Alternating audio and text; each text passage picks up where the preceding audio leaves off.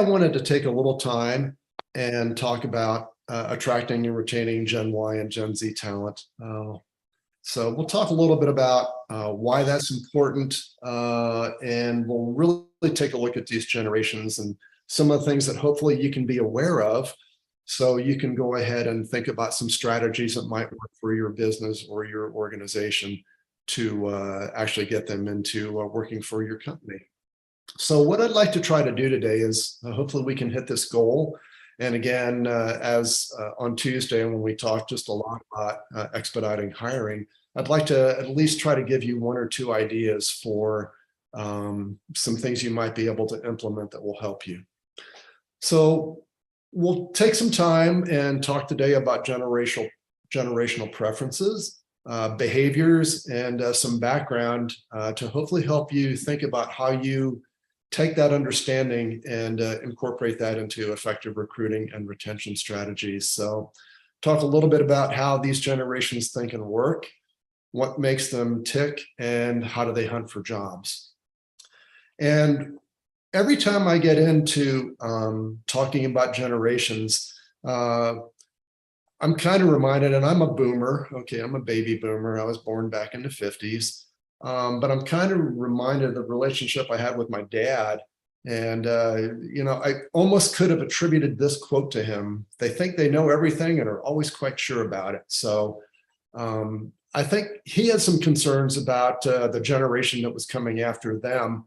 But just to show you that that's not unique, this is actually a quotation from Aristotle back in the 4th century BC. So I think there have always been concerns about differences among generations, that they behave differently, they think differently, etc.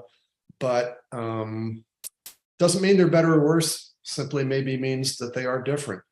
So here's a Gen Zer who is Simone Biles, one of our US Olympians. So we'll take a look at the generations more generally and then dive into some of the specifics. So just so you understand who we're talking about, when we talk about Gen Z, which is otherwise known as Gen Tech, or Gen Y, who are known as millennials, and sometimes those are even broken out into Gen Y1 and Gen Y2 from the early end to the later end of millennials. You can see some of the numbers that we're talking about in terms of population in the US and what time periods we're talking about.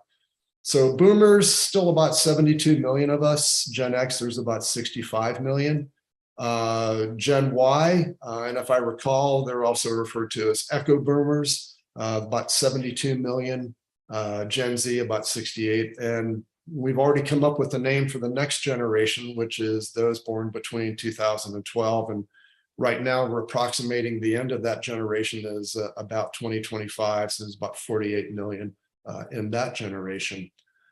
So why do we care about this as employers? Well, you can take a look here at the demographics of the workforce back in 1994 and what it looked like in 2017. And I can guarantee you there's even been more changes between 17 and where we are today in 2022. So back in 94, the workforce was mostly made up of boomers. About half the workforce was boomers. About 30% of the workforce was Gen X. And about 20% of the workforce was still the silent generation, the generation of my parents. Today, we see that the workforce is having a reduced or a shrinking boomer component to it. We're down to about 25%. And that's probably even significantly lower today due to the pandemic, which accelerated the gray resignation, as it's been called. We have about a third Gen X, about a third millennials, the Gen Y, and now we're seeing the post-millennials or the Gen Zs come in. And of course, that number is probably now up in the 10% range. So that's a little bit about who they are. And here's just kind of who they are as people. If you want to think about, okay, what do these folks look like? Who are they? Alex Trebek was from the silent generation. Oprah Winfrey is in my generation. Tiger Woods is X. Malala, who is a activist for women's education in Pakistan, is Gen Y. And I've got a picture up here in the upper right of Greta Thunberg, who is an environmental activist, and Greta is a Gen Zer. So one of the reasons we care about this is because these generations typically hold different things important. They look at different ways of tackling problems. Frankly, different things in the work environment are important to them. But these are some of the core values of the different generations that we're talking about today. And maybe just to give you a little bit of exercise to keep you engaged, let's focus on this one down here in the lower left. Core values: adherence to rules, dedication and sacrifice, family focus, hard work, law and order, and savers. If you would, pop into the chat which of the generations shown on the left you believe those core values are attributable to. So let me give you a few seconds to do that, as you also maybe look at some of the other core values. And Matt, if you could kind of read that off to me, I'm going to go ahead and pop the answer up in a few seconds here. Yes, we have a vote for boomers. We have a vote for silent generation, boomers, silent. Sound like we're talking about older generations here. So, you know, somewhere between the boomers and the silent generations is the one who they're identifying with. There so, you go. like you're populating them now. So I am.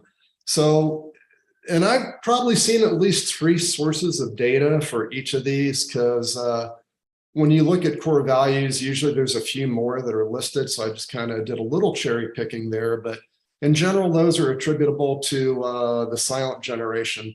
Boomers, you know, one of the ones I think about, of course, I grew up during the time of Vietnam. We wanted to make a difference in the world.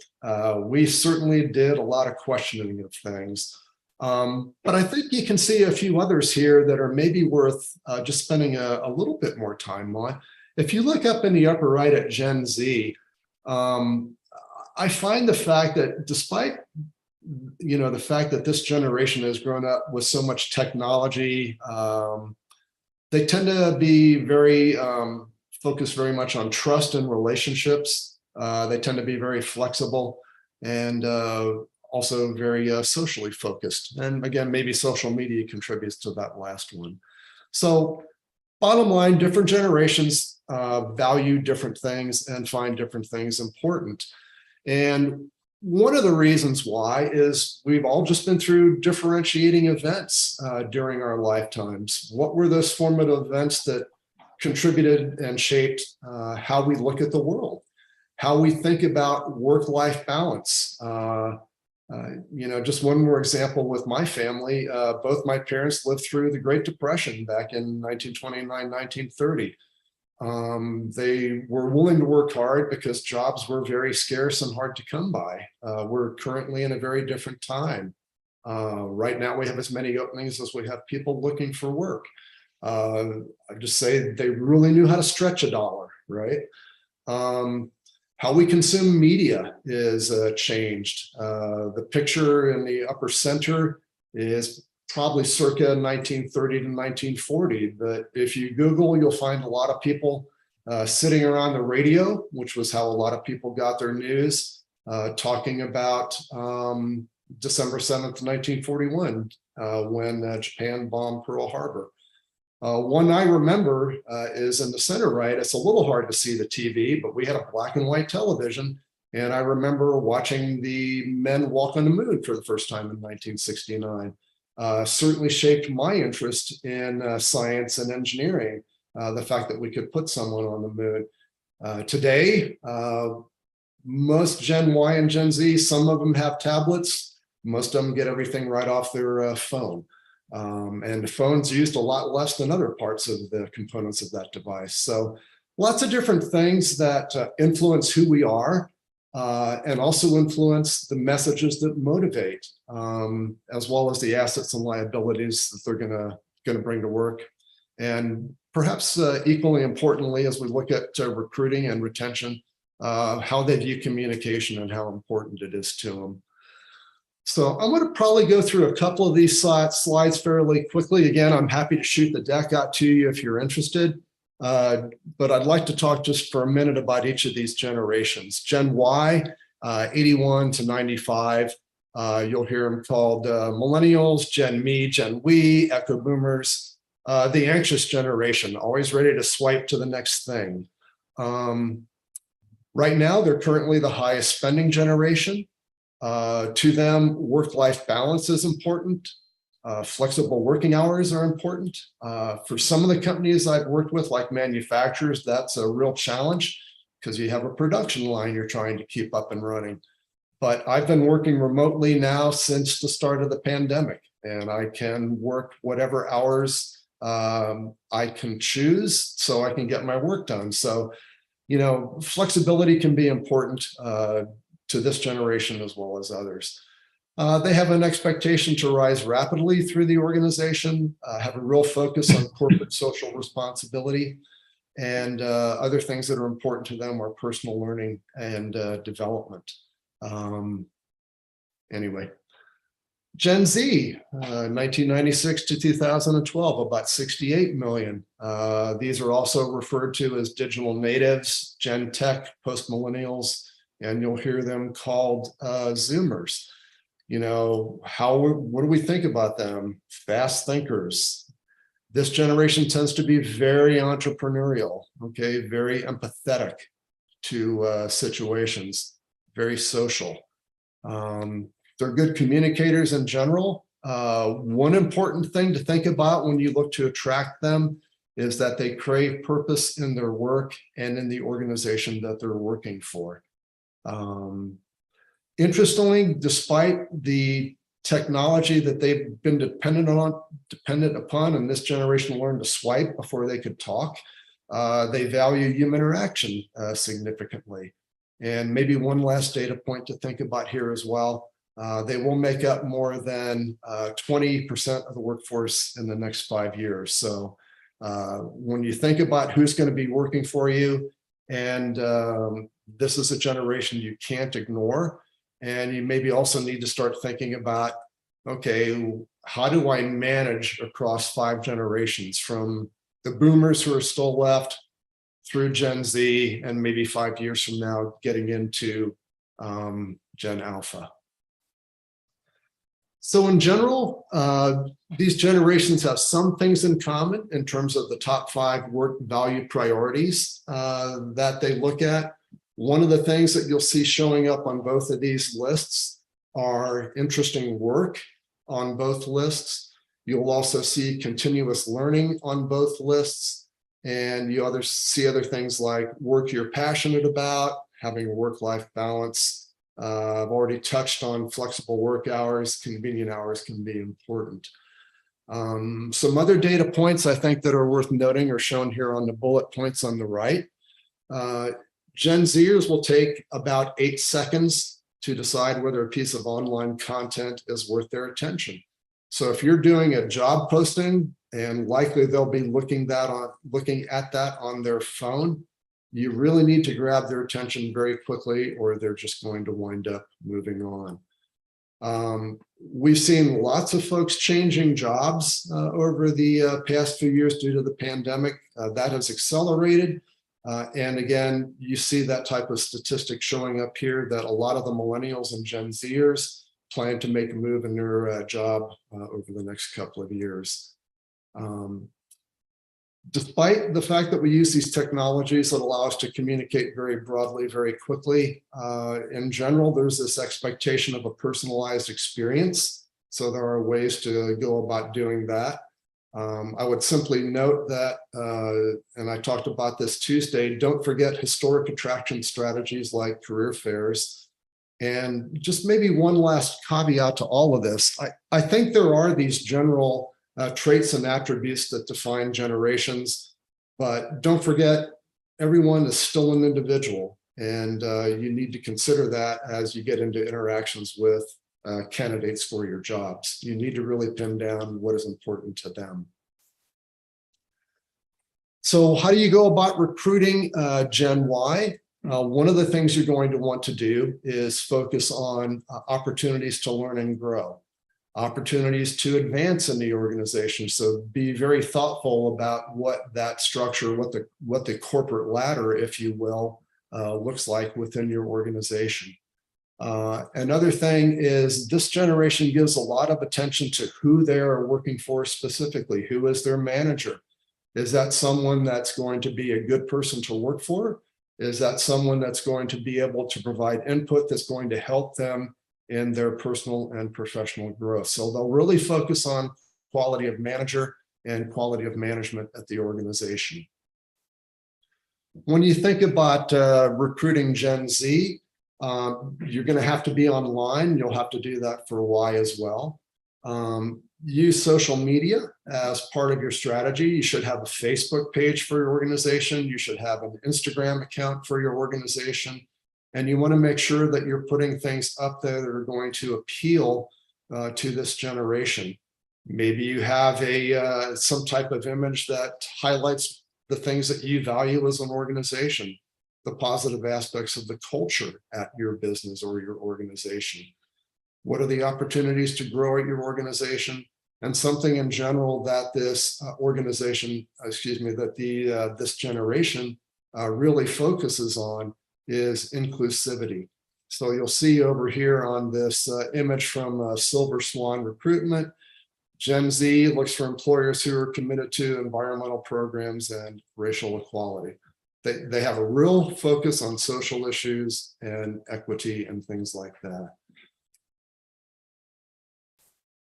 Other things to think about, and again, I've touched on a couple of these, so I won't belabor these points, but you might think about all of this as you're going about recruiting individuals from these generations in terms of what your EVP is. What is your employer value proposition? What are the things that you're putting on the table that are going to attract a candidate to your business? And you can see some of the types of things that Gen Y wants. Job security. I still find the fact that interesting work is higher than job security. And another key one is acquiring knowledge and expertise. And again, over on the right here, you'll see in Gen Z, and I talked about this in terms of managers. The number 3 answer in terms of must-haves for Gen Z is a boss I respect. So think about that, not just in terms of recruitment, but maybe also in terms of the types of training and professional development programs you have within your organization for your managers, your first-line supervisors, folks like that. So think about your own personal and professional development. One way to go about recruiting these folks is to really have great social media content. And in Tuesday's talk on expediting the hiring process, I showed Senveo's Facebook page. This is their Instagram page. When you land at Instagram, this is what you see at Senveo's site. You'll see some things that they post here on the left as part of their culture. Proud to be printing and focused on the future. You'll see other things that are important to them. One of the things you see here is a diverse team. You see a recognition of Black History Month. Talked about interesting work. Here they use the word fun. They celebrate employees who've been with them a long time. So you can be very thoughtful in what you're putting out on your social media sites. And even when you go out and use Monster and Indeed and things like that, you can be very thoughtful about that to really help build the brand that you want your organization to be known for. So think about content that is going to be meaningful to these generations and is also going to be compelling. When you're in a pre-screening of an interview, invite them to check out your Instagram account. Make sure you're showing purpose in your organization, and trust me, they're going to take a look at your website as well. One last point I'd make here, since I didn't touch on this first bullet, remember a lot of this is going to be viewed just on the phone, so it needs to really be very easily read, discernible, appealing when it's looked at on a mobile device. We got a quick question, Bob. Yes. The question was, how much is too much in regards to posting jobs on social media? I guess essentially, is there such thing as too much of a good thing if you're advertising for your positions on social media? Any thoughts? I would probably try to look at that from a couple of perspectives. I think it's a great question. Um, I think I would consider what are the most pressing needs you have at your organization, and I would probably make sure that would be the first posting I would have there. And I don't, I think it's okay to be able to scroll through a few of those. But again, remember that they're only going to be there a little while. Put, maybe the number one priority for your organization or business top. And if you have one or two more below that, I don't know from the perspective of someone working on a phone that it's going to be helpful to have any more than that. At your website, I think you can take a different approach. I think obviously you want every opening that you want to fill posted somewhere. But I think that can be up on your site. And I think maybe you can be thoughtful about what are the other ways you go about getting those types of opportunities out there. Are you going to do some of them on Indeed to attract candidates from one type of audience? And are you going to do something else on Monster, something else on LinkedIn? So there's, I think, very thoughtful ways where you can put together a comprehensive approach to recruiting that maybe would be most effective. So hope that answered the question and wasn't too long-winded. Thank you. Yep. So I've talked about this a couple of times, but wanted to just kind of highlight a little bit of data and talk a little bit about how you go about doing this. So one of the things that you really need to do, and I hope you're all doing already through effective DEI programs in your organizations, but you really want to highlight that you have a representative team. And that will really speak loudly to the folks from these generations that are looking for a job. And unfortunately, the counter is also true. A homogeneous team can reflect negatively on your company. About half of millennials are looking for an organization that has diversity and inclusion programs, and they'll use that even before finalizing a job decision. And frankly, because of the importance of that to folks in these generations, they even look at that as an area of commitment of the organization. It's something that's important to them. So think about making DEI part of your employer value proposition. Other ways to attract, I don't know what you all are doing in technology, but it really is important to take full advantage of that. I get more text messages these days, and I'm guessing many of us on the call today do, than we actually get phone calls. There are organizations that carry out interviews via text rather than getting into a phone interview or even before they even get to the on-site phase of the process. So just, a main reason I'm putting this up there is start to familiarize yourself and make sure your organization is familiar with what's going on out there in terms of how technology is used in the recruiting, the posting, the interviewing, the recruiting process. A lot of organizations will do automated scheduling. Candidates can self-select when they want to interview, whether it's a voice interview, whether it's a video, whether it's text. To keep them engaged, and this kind of gets back to the question that was just asked a minute ago, how much is too much and what's out there? And it could be specific to your type of business and industry you're in to some extent as well, but you might think about putting a video up online at different parts of the hiring process. Maybe you have one video, the first video that they see that kind of highlights your organization, its values, its DEI proposition. And then when they get the application submitted, maybe you have something that's a little bit more specific related to the job that you might post. So SaaS, software as a service, there are a variety of places you can engage, and there's just a plethora of SaaS organizations out there that work in this space. And again, we talked about this Tuesday. Remember, interviews are really a two-way street. You want to get to know them, they want to get to know you, and obviously you want to put your best foot forward. One thing that I had some discussions with a couple of companies we've worked with in the past, just because of the challenge of getting applicants, is to think about an employee referral program. It turns out, even though they grew up with technology, I mentioned how human interaction was really important to Gen Z. Word of mouth is more important for Gen Z than for previous generations. So if you have your employees going out talking about what a great place to work your organization is, you might be able to broaden the funnel that you have of applicants to your organization. Something else I think that's worth knowing is a couple things about the folks that you already have working for you. Who are your Gen Y and Gen Z employees? Do they have ideas to share?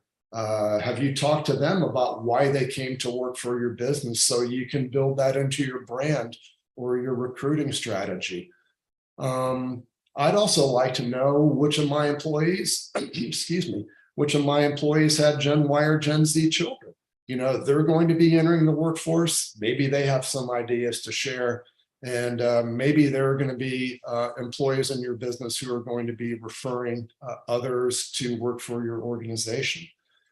Create a formal program, and you can do a Google search on that, and there is just a very large amount of information out there on how different businesses and different sectors have created referral programs. And you can see on the left some of the numbers. You know, bonuses are given to folks for getting others to come to work at the organization. And if you're worried that that new employee is not going to stay, you can make part of that program that, okay, whoever you have referred to us that we've recruited and has come to work, you know, if they stay here 3 months, this is what you get as a bonus. If they stay here 6 months, this is it.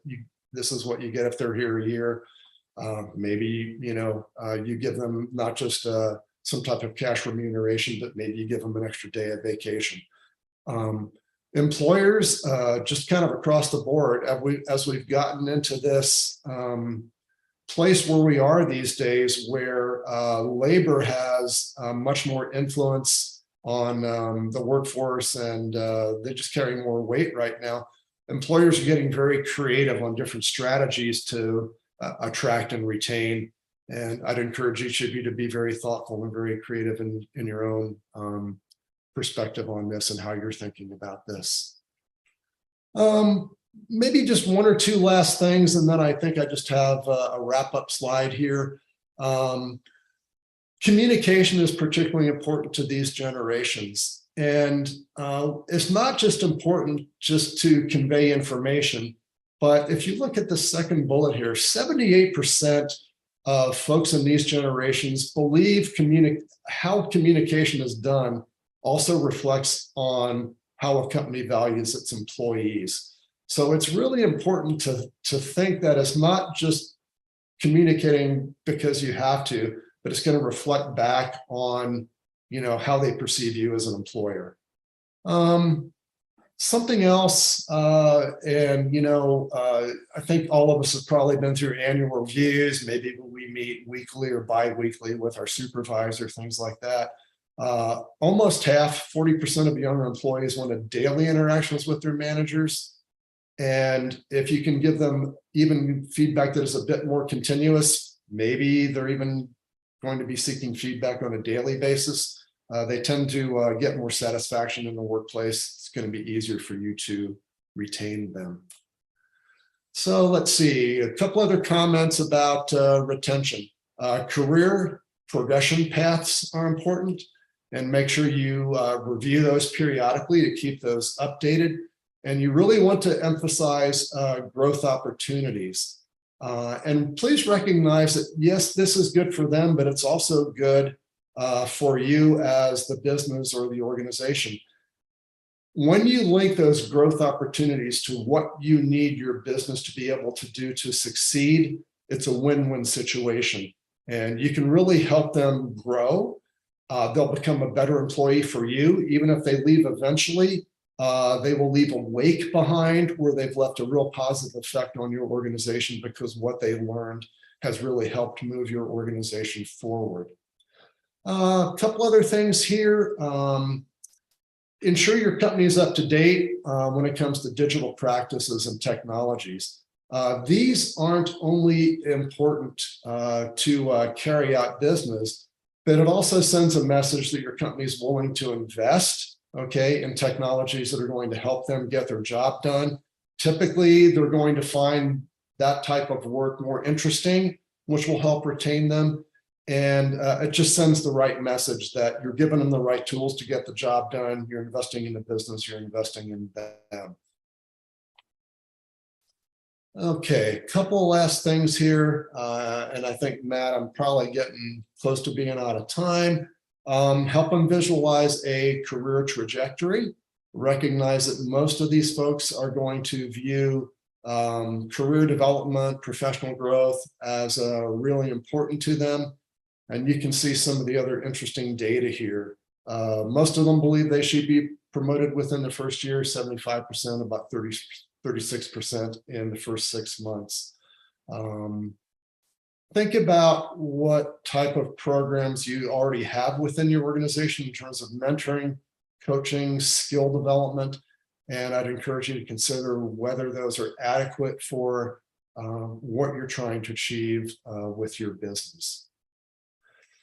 So again, if you request a deck, all of these are hyperlinks. Just stay in slide show mode, and you can click on any of these and the paper will pop up. A lot of the data I showed early on with regard to values of these different generations kind of come down to these, this last one, generational differences chart. There's probably half a dozen of those online that are pretty interesting. And I hope you found today's presentation interesting and can put one or two things out of today